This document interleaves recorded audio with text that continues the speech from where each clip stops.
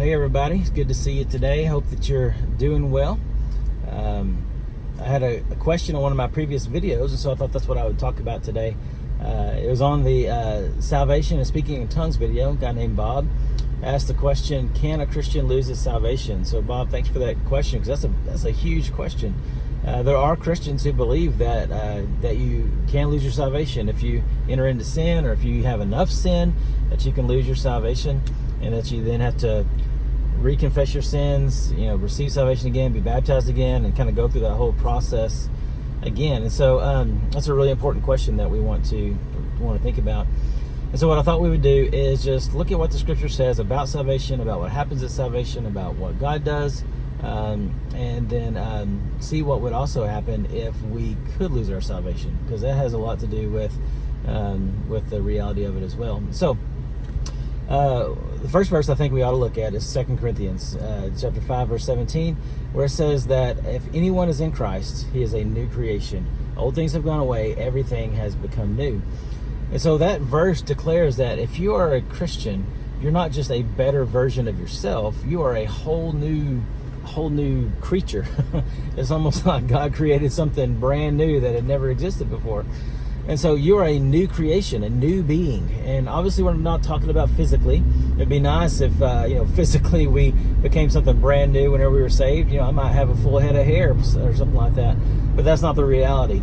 The reality is, spiritually, we are a new creation, and one day we will be a new creation physically whenever we receive our glorified bodies. But what that scripture is talking about is that you are a new spiritual being. It says the old has gone away, and that is a permanent going away.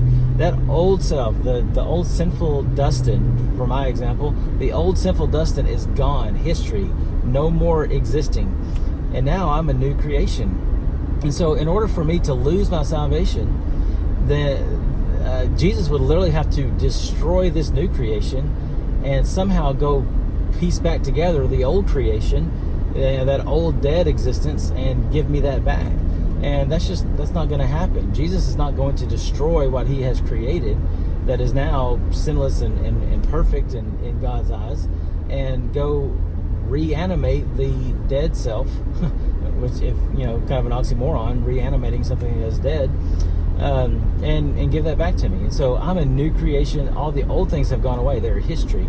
The Old Testament says that God remembers our sin, and that he scatters it as far as the east is from the west. In other words, he's not going to go find it again. He doesn't. He chooses to not remember that anymore, to not act on our sinfulness. And so we are a new creation. And the Bible also says in Romans, says that we are justified, and that because of our justification in God's eyes, we are at peace with Jesus Christ. And so whenever God declares us justified, it's just like a judge hammering down the gavel and saying, I declare that you are innocent. And when that declaration is made, it is done. It's set in stone. You are an innocent person. And so God declares us innocent. He declares that we are justified. It also says in Romans chapter 8 that we are those that he predestined, he called. Those that he called, he justified. Those that he justified, he glorified. And so we are glorified in a sense as well. Now, we haven't received our full glorification. That full glorification will come at the end, whenever Jesus returns and we are raised to new life with him. And so our ultimate glorification hasn't happened yet. That's going to happen eventually. But God has declared that we are justified, and we one day have to look forward to a glorified body. And those truths have already been declared. Romans 6:23 says that the wages of sin is death, but the gift of God is eternal life in Christ Jesus our Lord. So eternal life is a gift. It's not something you earn. It's something that is given to you free of charge. All you have to do is surrender your life to Christ, give up your control of your life, and receive that gift of eternal life. And then in Romans chapter 11, it's talking about the gifts that we receive from the Lord. Paul talks about, or says, that God's gifts are irrevocable. And so if you have received the gift of eternal life, like Romans 6:23 says, then that is an irrevocable gift. And Titus tells us that God's word never changes. And so if he declares you are justified, gives you the gift of eternal life, that is an irrevocable gift, and God is not going to change his words. He is not going to change what he has declared. Ephesians tells us that the Holy Spirit is a gift that God gives to us, and that it is a seal that he places upon our life, and a seal that promises the redemption of our bodies in the future. And so it's almost like it's a down payment or a deposit that guarantees that one day we're going to receive a return on, I would say, our investment, but really is a return on the investment that God has put into us. And so these kind of things, these verses show that we are a changed being, that we have received something that cannot be changed, that cannot be reversed, and that God has made a declaration that can never be changed, because God's words do not change. And so we've received that gift. Another thing we need to think about is that I believe it's Ephesians talks about how it's Peter talks about that we were not bought with precious jewels and gold and silver, but we were bought with the precious blood of Jesus Christ. Paul tells us that we are not our own. We have been bought with a price. And that price was the death of Jesus Christ, of God himself on the cross. And so we have been bought with a price. We are no longer our own. And so we are the possession of Jesus Christ. Peter talks about that we are God's peculiar possession, his special possession, his treasured possession. And so the fact that we are God's possession means that somebody would have to come in and buy us with something more valuable and more precious to God than the blood of Jesus Christ. And so Jesus' blood on the cross, he paid for our sins. And so we already know that our sin is less valuable to God than Jesus' blood.